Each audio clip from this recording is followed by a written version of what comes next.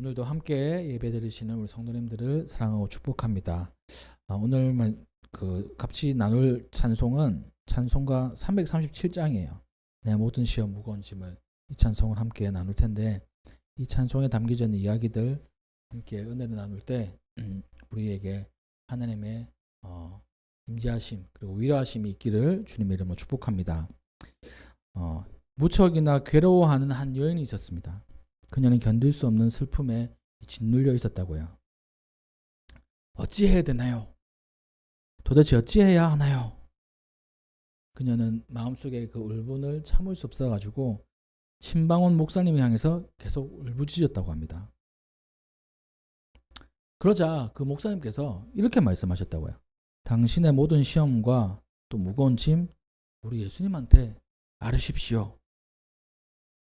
그 목사님은 이 말밖에 해줄 말이 없었다고 합니다. 저도 그럴 것 같아요. 이 성도님이 힘들고 고통스러운 일이 있을 때 제가 뭐 스스로 해결할 일이 아니잖아요.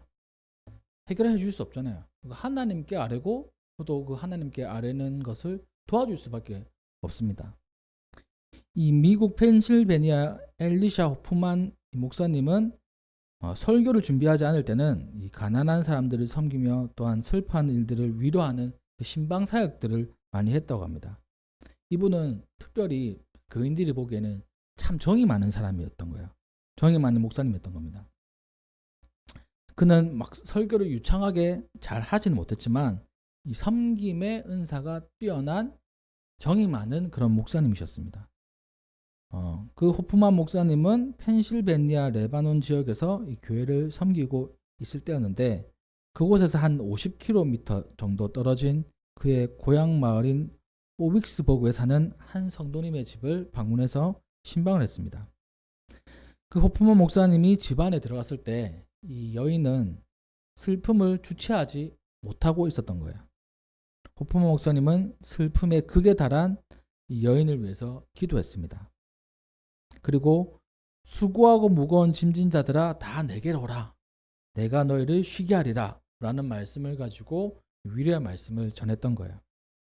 그러나 그 여인의 울부짖음은 그칠 줄을 몰랐습니다.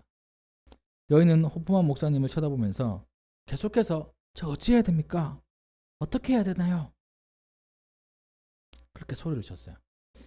그때 호프만 목사님은 다시 한 번 더 차분하게 말했습니다. 성도님, 모든 시험과 무거운 짐을 예수님께 아뢰십시오. 그 수밖에 없습니다. 예수님만이 성도님의 이 아픔, 슬픔을 위로하실 수 있습니다. 예수님만이 성도님의 고통스러운 짐을 내려놓게 하실 수 있습니다. 그렇게 연신 위로하고 그 말을 전했다고 합니다.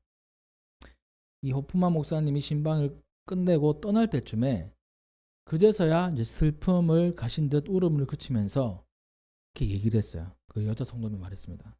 맞습니다. 예수님께 아뢰면 되죠. 진짜 예수님만이 내 기도를 들어주실 수 있는 분이지요. 하고 이렇게 얘기를 했다고 해요. 마지막 기도를 마치고 그녀의 집을 나온 호프만 목사님도 그 성도님이 자신의 아픔을 내려놓고 예수님께 아뢰는 모습을 보고 이 마음속에 평안함을 느꼈다고 합니다. 호프만 목사님의 이제 귓가에는 그 이야기가 계속 맴돌았어요. 예수님께 아뢰세요. 예수님께 아뢰야 됩니다. 예수님께 기도해야 됩니다. 오직 예수님만이 우리를 도울 수 있는 분입니다. 이게 이제 귀에 계속 맴돌았다고 합니다. 세상에는 이런 슬픔과 고통을 겪는 분들이 너무나 많아요. 무거운 짐들이 너무나 많습니다. 근데 그것을 우리가 짊어지고 갈 때가 너무나 많아요. 하나님 앞에, 예수님 앞에 그 짐을 내려놓아야 되는데 그래야 샘솟는 평안을 우리가 누릴 수 있는데 우리는 그러지 못합니다. 계속 우리가 지고 있어요. 우리 성도님들이 지고 있는 짐은 무엇이 있을까요? 주님 앞에 내려놓지 못하고 주님 앞에 아뢰지 못하는 그러한 짐이 혹시나 있으시지 않습니까? 이 호프만 목사님이 주님 앞에 내려놓고 주님 앞에 모든 짐들을 내려놓는 이 마음, 이 말씀이 귓가에 맴돌 때 세상이 줄 수 없는 평안을 평안의 왕이신 주님께서 주신다는 그 사실, 그것이 확신으로 다가왔던 겁니다. 그래서 슬픔에 찬 이 여인 성도님을 신방하고 위로하고 돌아와서 서재에서 들어가자마자 이 글을 쓴 거예요. 이것이 바로 오늘 함께 할 내 모든 시와 무거운 짐을이라는 찬송입니다. 이 타락한 세상에서 한 치 앞도 모르는 이런 세상에서 우리 인생 가운데 근심이 없는 사람이 있을까요? 갓난아기라고 근심이 없겠습니까? 어린아이라고 근심이 없을까요? 다 근심이 있어요. 걱정거리가 있습니다. 연세 지극한 어르신이라고 걱정거리가 없을까요? 연세가 많으면 많을수록 어떻게 보면 더 걱정거리가 많지 않을까요? 세상을 오랫동안 살아보니까 이 세상을 살아가는 게 이게 보통 일이 아니거든요. 그러니까 걱정거리가 많을 수밖에 없습니다. 자녀에 대한 걱정거리, 또 자신의 삶에 대한 걱정거리 많을 수밖에 없어요. 그러니까 모든 사람이 이 걱정을 하면서 살아갑니다. 그 무거운 짐을 가지고 있는 거예요. 그러한 인생 앞에 하나님께서는 성경을 통해서 여러 차례 말씀하십니다. 뭐라고 말씀하시냐면 두려워하지 말아라, 이렇게 말씀하십니다. 여호수아에게, 이사야에게, 예레미야에게, 다윗에게, 모든 사람에게 두려워하지 말라고 말씀하시는 거예요. 인생의 무거운 짐, 또 앞을 향한 그 걱정, 이런 걸 가진 사람에게 하나님의 말씀은 두려워하지 말라는 겁니다. 진리 되신 하나님만이, 예수님만이 우리를 일으켜 세우시고 이기게 하시는 겁니다. 우리는 모든 어려움을 하나님께 아뢰야 돼요. 그렇기 때문에 하나님께 아뢰야 됩니다. 오직 예수님만이 우리를 도울 수 있는 유일한 분이심을 우리가 믿고 그분 앞에 아뢰고 짐을 내려놓아야 돼요. 이 호프만 목사님이 이 시와 함께 음악을 함께 썼는데, 이 찬송 외에도 예수 십자가에 흘린 피로써, 주님 주실 화평, 이런 찬양들도 쓰셨어요. 또 다른 작가가 그 시에 음악을 붙여주고 또 다른 작곡가의 음악에 시를 붙이기도 했다고 합니다. 또 이 호프만 목사님은 구주의 십자가 보혈로라는 곡도 쓰고 주의 친절한 팔에 안기세 한 곳에 시를 쓴 거예요. 그러니까 대단한 분이시죠. 우리가 잘 아는 찬송가의 곡도 그리고 또 시도 이분이 쓰신 겁니다. 이분의 삶 가운데는 하나님을 찬양하고 또 은혜 가운데 있을 때 그 은혜를 시로 쓴 거예요. 그래서 하나님 앞에 그 찬송을 올려드리는 거죠. 이걸 통해 가지고 저도 예전이라고 그렇죠. 그 합성교회 부목사 할 때 몇 개 작곡한 찬양이 있습니다. 몇 개 있대요. 이제 지금 다 까먹어가지고 잘 기억도 안 나는데 몇 곡이 있어요. 근데 글은 내가 잘 못 쓰니까 그 성경에 있는 그 말씀에다가 이 곡을 붙였어요.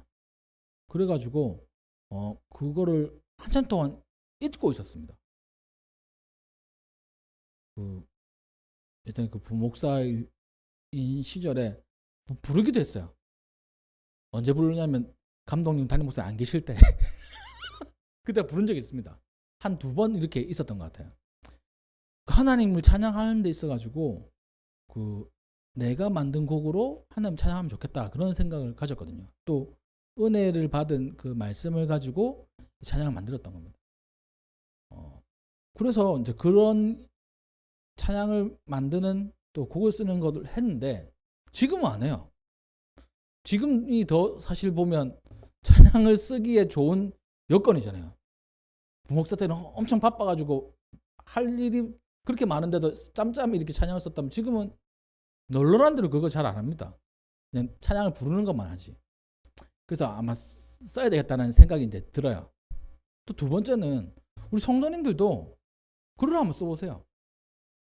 하나님의 은혜, 하나님께서 나에게 주신 말씀을 가지고 말씀 그대로 써도 되고 나에게 주신 감동을 글로 쓰는 겁니다. 그걸 계속 좀 모아보세요. 어느 날 대단한 작가가 될지 누가 알겠습니까? 저는 이제 저희 어머니한테 얘기하거든요. 저희 어머니가 글 쓰시는 걸 좋아하세요. 그래서 잘 모아 두시라고, 이 아들이 언젠가는 이 책을 하나 내드릴 테니까 잘 쓰시라고 이렇게 얘기를 할 때가 있습니다. 근데 잘 못 쓰세요. 바쁘시기도 하고, 그리고 또 욕심이 있어가지고 그냥 막 쓰는 것보다 잘 쓰고 싶으신 거예요. 하여튼 그렇습니다. 여기 있는 성도님들도 은혜 받은 거를 딱 흘리지 말고 한번 기록해 보세요. 이 호프만 목사님처럼 대단한 작곡가가, 작사자가 될지 누가 알겠습니까? 하나님의 은혜, 또 그 은혜를 마음속에 간직하는 거 중요하죠. 근데 글로 남기면 사라지지가 않아요. 그리고 잊어버리지가 않습니다. 자료가 있으니까. 왜 그걸 제가 느끼냐면, 제가 찬양 작곡한 게 몇 곡 있다 했잖아요. 근데 우리 권사님 딸 영민이가 있어요. 영민이가 악보를 만들어준 게 2개가 있습니다. 그건 잊어버리지 않아요. 악보를 만들어줘가지고 노래도 있고 음도 있고 가사도 있어요. 그건 잊어버릴 수가 없습니다. 그 곡은 잘 불러요. 나머지 제가 그냥 흥얼거리고 어디다 기록했는데 어디다 기록했는지 모르는 거는, 야, 이게 이렇게 불렀었나, 이 가사인가, 이렇게 헷갈릴 때가 있어요. 근데 기록을 해놓으니까 잊어버리지가 않는 겁니다.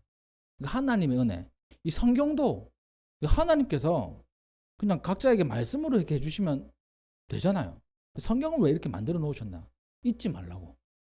하나님의 말씀을 잊지 않고 계속 묵상할 수 있도록 이렇게 해주시는 거예요.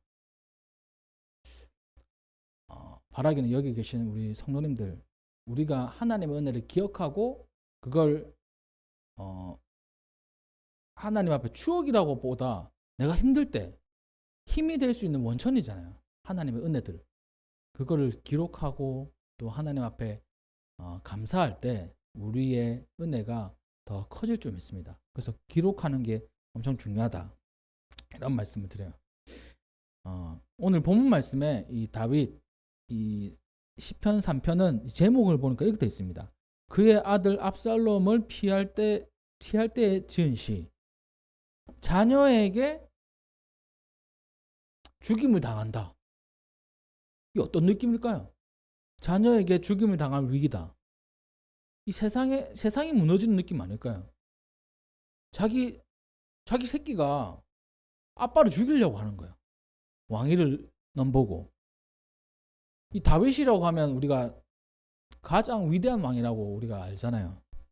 근데 가장 위대한 왕인데 어떻게 보면 또 가장 처절한 왕이기도 합니다. 자기 자녀에게 쫓겨났으니까요. 1절 말씀에 보면, 여호와여 나의 대적이 어찌 그리 많은지요. 내 적들은 너무 많아요. 내 자녀까지 나의 적이 되었습니다.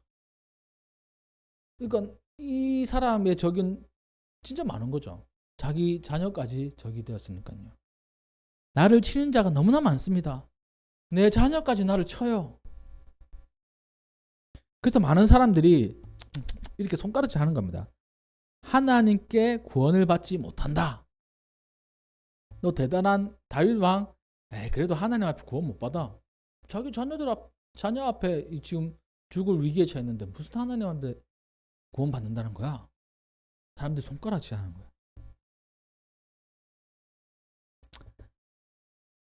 이 다윗이 생각할 때 원망스럽지 않을까요? 하나님, 제가 하나님께서 나를 기름 부어 주셔가지고 이 왕이 되었는데, 왕이 될 때까지 사울 왕에게 그 수많은 세월을 쫓겨다니고 숨어 다니고 했어요. 이 왕이 돼서 좀 안정되는가 싶으니까 자기 아들에게 쫓겨다녀요. 일생이 도망자 일생입니다. 하나님, 내 인생은 뭡니까? 하나님, 뭐야? 이러려고 저 왕 시키신 거예요? 너무 고통스러운 거 아닙니까? 이렇게 따지지 않았을까요? 이 다윗과 같이 우리 성도님들은 그런 경험 없습니까? 해도 너무한다. 왜 이렇게 나에게 이런 고통이 있는가? 내 삶의 문제, 내 건강의 문제, 우리 가정의 문제, 우리 자녀의 문제. 너무 무거운데? 하나님 왜 이렇게까지 하십니까? 다윗이 대적이 많게 느껴지는 것과 같이 우리의 삶에 무거운 짐이 너무나 많게 느껴질 때가 있지 않을까요? 사람들은 이렇게 생각합니다. 다윗 왕 참 겉으로는 번질번질해도 하나님으로부터 구원 못 받아. 너의 하나님이 어딨냐? 이렇게 손가락질 하는 것 같지 않을까요? 저는 저희 부모님의 이야기를 한번 이제 떠올릴 때가 있는데, 그러니까 부모님의 가족들 있잖아요. 부모님의 형제 자매들. 그러니까 우리가 기독교인으로서 좀 잘 살고, 좀 뭐 이렇게 멋지고 대단하고 명예롭고 이렇게 하면 복음 전하기 참 좋을 거잖아요. 근데 참 못 살아. 문제가 많아 보여. 늘 그런 말씀하세요. 믿는 사람이 좀 잘 살고 많이 베풀고 이렇게 해야 되는데 우리 집이 요만한 옷걸이를 가지고 참 부끄러울 때다 있다. 그럴 때 어릴 때 그런 말씀을 한 적이 있으세요? 되게 우리 외가 쪽은 저희 집보다 다 잘 살았거든요. 부자들이 많았어요. 그래서 진짜 부자들이구나. 잘 사는구나. 저는 그냥 그렇게 생각했죠. 근데 시간이 지나고 보니까 이 부잣집이라도 걱정이 많아요. 이 자녀에 대한 걱정도 많고 삶이 잘 되다가도 하루아침에 이제 무너질 때도 있더라고요. 보니까 지금 와서 보니까요. 제 어릴 때는 진짜 다들 잘 사는구나. 우리 집이 제일 못 사네. 왜 우리 집 이 모양이 꼴일까? 지금 와서 보면 여전히 잘 살기도 하지만 문제가 많아요. 자녀의 문제가 있고, 그리고 또 뭐 사업이 잘 되다가도 폭삭 내려앉을 때도 있고, 뭐 이렇게 투자를 했다가 잘 안 될 때 되는 경우도 있고, 막 그렇더라고요. 참 이렇게 믿는 집에, 그러니까 저희 집은 엄청 대단하진 않은데 그냥 뭐 이렇게 잘 이렇게 지냈어요. 지내고 가고 있어요. 저도 뭐 어디 목사로서 사역을 하고 있고, 결혼을 해서 아이들도 다 잘 낳아서 이렇게 잘 키우고 있고, 이렇게 하는 걸 보면서 이모들이나 삼촌들이, 외삼촌들이 얘기를 해요. 그래도 니는 뭐 어떻게 잘 지내고 있다. 뭐 이렇게 얘기를 하시는 게 있습니다. 그래서 참 감사한 게 있어요. 그러니까 하나님께서 우리 인생 가운데 많은 가족들이 있을 때 믿는 집이 참 잘 살고 하면 참 좋을 거잖아요. 근데 그렇지 못할 때가 있어요. 믿는 집에서 좀 잘 살면 좋을 텐데 잘 못 살아. 잘 안 되는 것 같아. 그래서 그렇게 말하지도 않는데 그 하나님 믿는다고 교회 다닌다고 하더니만 그 모양 콧골이야 라고 얘기하는 것 같아요. 진짜 그렇게 얘기하진 않는데 괜히 우리가 스스로가 막 이렇게 자존심이 상하는 그런 일들이 있는 겁니다. 그렇잖아요. 다윗도 그런 마음을 느꼈을 거예요. 내가 왕인데, 하나님을 믿는 사람인데 아들에게 쫓겨가는구나. 사람들이 이렇게 생각하는 것 같아요. 하나님 너 구원 안 해. 구원 못 해. 근데 다윗이 대단한 이유가 여기 있는 거예요. 3절 말씀부터 여호와여 주는 나의 방패시요 나의 영광이시요 나의 머리를 드시는 자니이다. 많은 공격들이 있죠. 근데 하나님 막아주신다는 거예요. 아들이 공격하죠. 하나님 막아주신다는 겁니다. 나의 영광, 그러니까 빛이란 거거든요. 내가 빛나는 이유, 내가 스스로 빛나는 게 아니고 하나님께서 나를 빛나게 하시는 거라고. 나의 머리를 드시는 사람, 드시는 분. 머리 든다는 건 뭡니까? 높아진다는 말이거든요. 고개를 숙인다는 거는 낮아진다는 말이고. 그러니까 높은 자리에 오르게 하시는 분이 바로 하나님이란 겁니다. 하나님께서 들어 세우신다는 거예요. 그런 분이 나와 함께 하신다는 이 믿음의 선포를 하는 겁니다. 내가 나의 목소리를 여호와께 부르짖으니 그의 성산에서 응답하시도다. 다윗은 하나님께 부르짖는 거예요. 나의 방패가 되시고 나의 빛이 되시고 나를 들어 세우시는 분이 하나님이시기 때문에 하나님께 부르짖을 수밖에 없다는 겁니다. 내가 누워 자고 깨어 있고 삶의 모든 순간에서 하나님께서 나를 붙드신다는 거예요. 천만인이 나를 에워싸 친다고 해도 나는 두려워하지 않는다는 겁니다. 하나님이 계시기 때문에. 그래서 원수의 뺨을 치시며 악인의 일을 꺾으신다. 구원은 하나님께 있으니 복을 주의 백성에게 내리소서. 이렇게 이 시를 마치고 있습니다. 이 신앙을 가지고 있었기 때문에 그가 위대한 거예요. 큰 영토를 가지고 있고 주변 국가들로부터 조공을 받고 군사력이 대단해서 다윗이 대단한 게 아니고 이 신앙을 가지고 있기 때문에 다윗이 대단한 사람인 겁니다. 다시 말하면 우리 보잘것 없어요. 그래서 보잘것 없는 사람이 아니고 우리 마음속에 하나님을 믿는 믿음이 확실하고 이 신앙을 가지고 있으면 우리는 대단한 사람이라는 거예요. 여기 계신 성도님들 대단한 분들이란 거예요. 이 믿음을 가지고 있으면. 바라기는 여기 계신 모든 분들이 이 다윗과 같은 그 믿음을 가지시기를 주님의 이름으로 축복합니다. 이 하나님께서 우리에게 원하시는 것이 두려워하지 않는 그런 마음이에요. 인생의 여러 가지 문제들 두려워하지 마세요. 하나님께 내려놓으십시오. 하나님께 아뢰십시오. 하나님께서 그 문제 앞에 피할 길을 열어주시고 그 문제를 해결해 주실 것입니다. 그 사실을 우리는 기억해야 돼요. 하나님은 때로는 우리를 문제 속으로 집어넣으실 때가 있습니다. 이 문제 속에 집어넣는다는 것은 뭐냐면 하나님께서 우리에게 원하시는 그 뜻이 있는 거예요. 그 문제를 돌파하고 그 문제를 해결하는 것도 있지만 하나님을 온전히 의지하는 배움을 얻기를 원하시는 거예요. 저는 그렇게 생각합니다. 이 교회를 개척한 것. 늘 제가 얘기를 하잖아요. 참 온실 속에서 잘 살았어요. 저 한 10년 동안. 나름대로는 이제 힘들었죠. 이 부목사 한다는 게 쉽지만은 않습니다. 근데 그래도 그 온실이죠. 저에게는.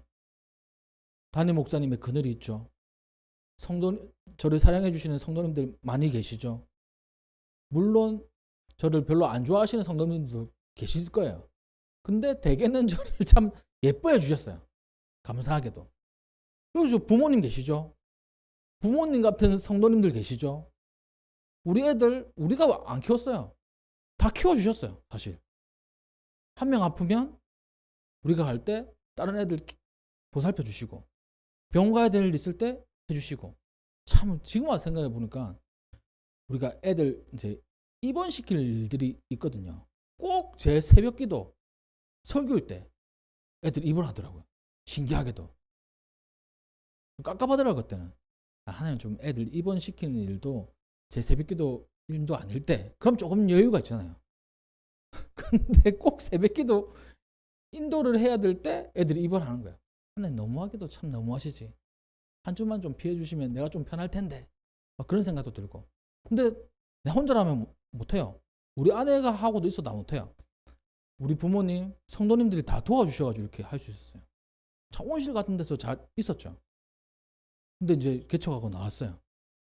마음은 엄청 편해요.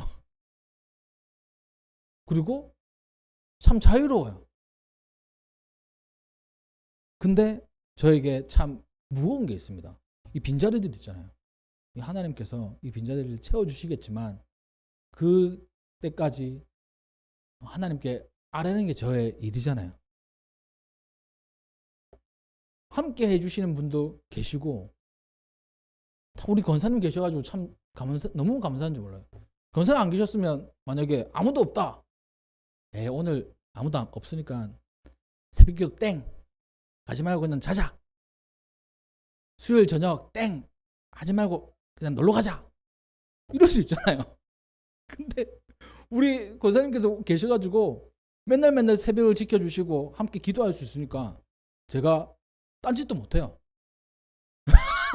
진짜로 너무나 감사해요. 저에게는 함께 기도해 주시고 함께 예배 드리시는 권사님들 계시니까, 또 오늘도 특별히 우리 권사님 4분 오시니까 너무나 감사해요. 저에게 이렇게 제 스스로는 이 광야 같은 이 개척의 길을 가고 있으면서 이 하나님의 이 도우심을 많이 느끼고 있습니다. 참 이 하나님께 아뢰 게 너무나 많아요. 너무나 무거운 짐이에요. 사실은 이 개척한다는 게 저에게 있어서는. 근데 하나님께서는 그것을 하나님 앞에 내려놓고 하나님께 아뢰기를 원하시는 거예요. 저는 사실 그 확신은 있습니다. 그리고 주변 분들의 확신도 있어요. 신기하게도 저에게 이제 확신이 있는데 주변 우리 기도하시는 분들의 확신들이 너무나 이게 있으니까 저에게 힘이 되더라고요. 뭐 어떤 분이 기도하면서 우리 교회를 위해서 기도할 때 이렇게 얘기해 주시고, 또 어떤 분이 기도하시면서 이렇게 얘기해 주시고, 어떤 목사님이 기도해 주시고, 어떤 전도사님이 기도해 주시고, 장로님, 권사님, 집사님, 성도님이 기도해 주시면서 우리 교회를 위해서 기도해 주실 때 참 복을 많이 빌어주세요. 그리고 좋은 이야기들을 많이 해주세요. 좋은 환상들을 많이 보세요. 우리 인생 가운데 저는 많은 이 짐들을 주님 앞에 내려놓는 지금 훈련을 하고 있다고 생각을 합니다. 우리 성도님들도 마찬가지일 거예요. 우리의 인생 가운데 해야 될 훈련은 우리의 무거운 짐 주님 앞에 내려놓는 훈련을 하는 거예요. 우리가 잡고 있는 거 아니에요. 우리의 가정, 내가 잡고 있는 것 같지만 주님 앞에 내려놓으면 한결 편합니다. 한결 잘 돼요. 우리의 자녀, 내가 잡고 있는 것보다 주님 앞에 내려놓으면 하나님께서 인도하십니다. 우리의 직장, 우리의 기업, 또 우리의 학업, 하나님 앞에 맡기는 거예요. 하나님 앞에 맡기는 훈련이 우리 인생 가운데 하는 훈련입니다.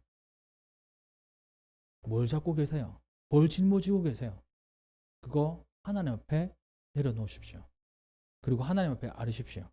그러면 하나님께서 방패가 되어주시고 우리의 영광이 되어주시면서 우리의 머리를 들어주시는 귀한 역사를 일으켜 세우실 것입니다. 그 사실을 기억하시는 우리 모든 성도님들 되시기를 주님의 이름으로 축복합니다. 그러한 마음을 가지고 우리 이 찬양 함께 찬양해 보도록 하겠습니다. 337장입니다.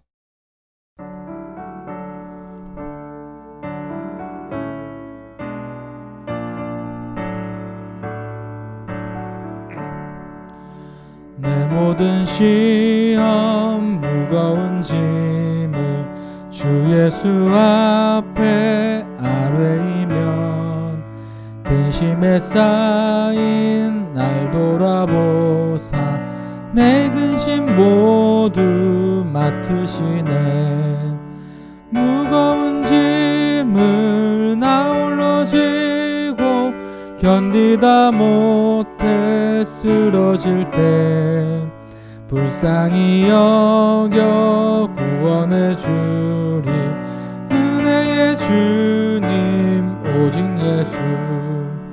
내 모든 괴로움 닥치는 환난 주 예수 앞에 아뢰이면 주께서 친히 날 구해 주사 넓으신 사랑 베푸시네.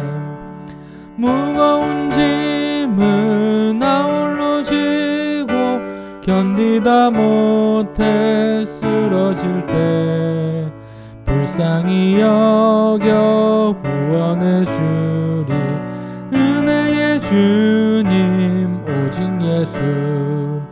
내 짐이 점점 무거워질 때 주 예수 앞에 아뢰이면 주께서 친히 날 구해 주사 내 대신 짐을 져주시네. 무거운 짐을 나 홀로 지고 견디다 못해 쓰러질 때 불쌍히 여겨 구원해 주리. 은혜의 주님 오직 예수. 마음의 시험 무서운 죄를 주 예수 앞에 아뢰이면 예수는 나의 능력이 되사 세상을 이길 힘 주시네. 무거운 짐을 나 홀로 지고 견디다 못해 쓰러질 때 불쌍히 여겨 구원해 주리. 은혜의 주님 오직 예수. 아멘. 이 시간 우리 말씀을 생각하면서